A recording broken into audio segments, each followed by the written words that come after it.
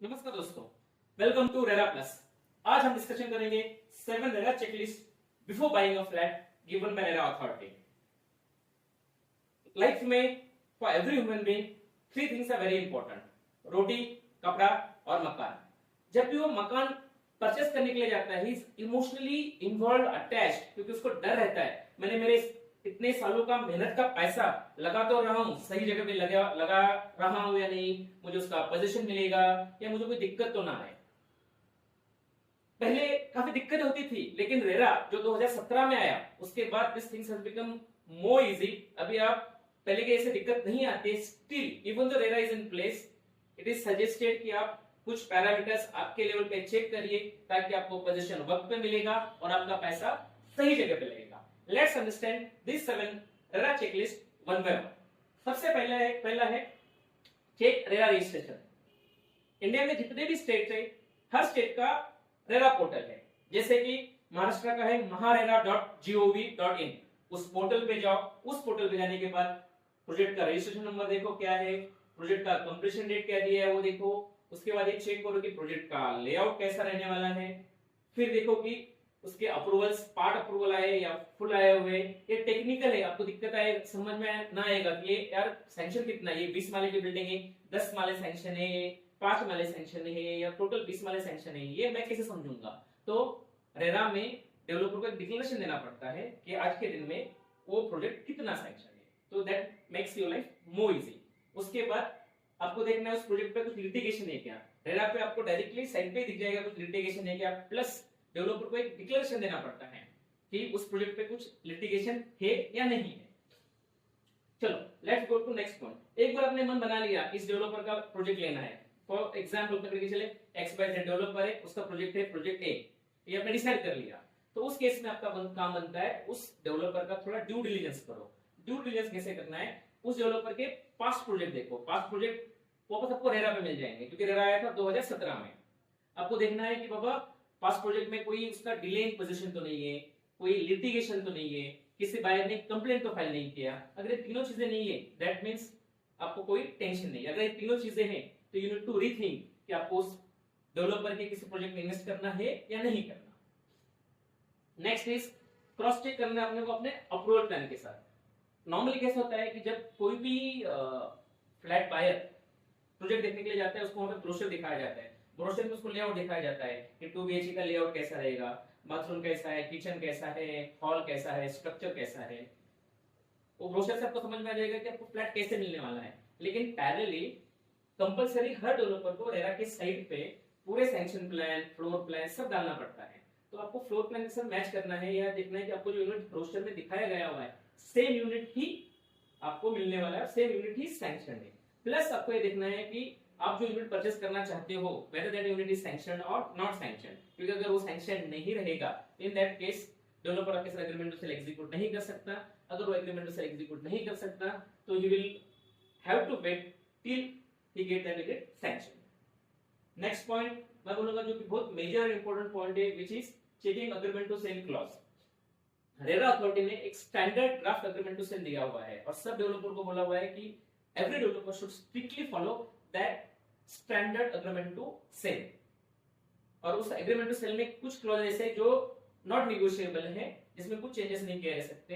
अभी end user जो flat purchase करना चाहता है, not necessary is a legal person, उसके लिए कॉम्प्लिकेशन होता है लैंग्वेज समझने में उसमें, but he should see to it एक 5-6 चीजें कि बाबा वो सही है या उसने कुछ करेक्शन चेंजेस तो नहीं किए हुए। Let's understand one by one. पहला है possession date and delay penalty. Possession date मतलब आपको देखना है कि एग्रीमेंट टू सेल में उसने जो पोजीशन डेट दिया हुआ है वही पोजीशन डेट रेरा साइट पे डेवलपर ने डिक्लेयर किया है कि उस पोजीशन डेट को प्रोजेक्ट कंप्लीट करेगा। दूसरा है डिले पेनल्टी।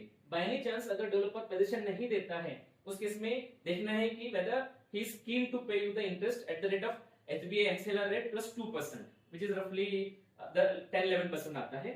वो क्लॉज मेंशन है नहीं, वो देखना है। नेक्स्ट अगेन इंपॉर्टेंट क्लॉज जो कि पेमेंट शेड्यूल पर रहेगा।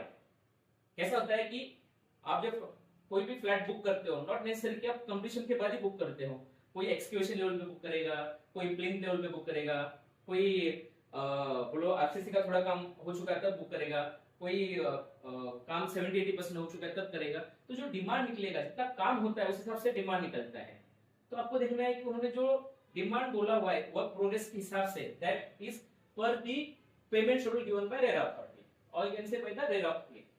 Next is carpet area to be specifically mentioned. Prior to RERA agreement कभी कभार सुपर बिल्टअप एरिया होते थे, बिल्टअप एरिया होते थे, people never understood carpet area क्या है, बिल्टअप एरिया क्या है, super built up area, because of थोड़ा टेक्निकल टर्मिनोलॉजी है। पोस्ट रेरा और in your agreement to sale you should see to it कि आपका अग्रीमेंट कॉर्पोरेट एरिया में ही हुआ है, ताकि आपको अगर आप दो फ्लैट का कंपैरिजन कर रहे हो आपको क्लियरली समझ में आएगा कि फ्लैट ए में समझो 500 स्क्वायर मीटर का आपको कारपेट है, तो फ्लैट बी में कितना कारपेट है। अगर फ्लैट बी में वो बिल्टअप एरिया रहेगा तो आप कंपेयर नहीं कर पाते, तो इसलिए you should see to it कि हर एग्रीमेंट में कारपेट एरिया ही मेंशन्ड है। तो next point is cancellation refund rules. फिर एक 5 year defect liability. RERA authority specifically बोलते हैं अगर पोजीशन लेने के बाद आपके बिल्डिंग में कोई भी स्ट्रक्चरल डिफेक्ट या वर्कमैन डिफेक्ट आता है, then the developer should improvise that defect within 30 days from the complaint received. Next, again, the most important thing is quarterly update.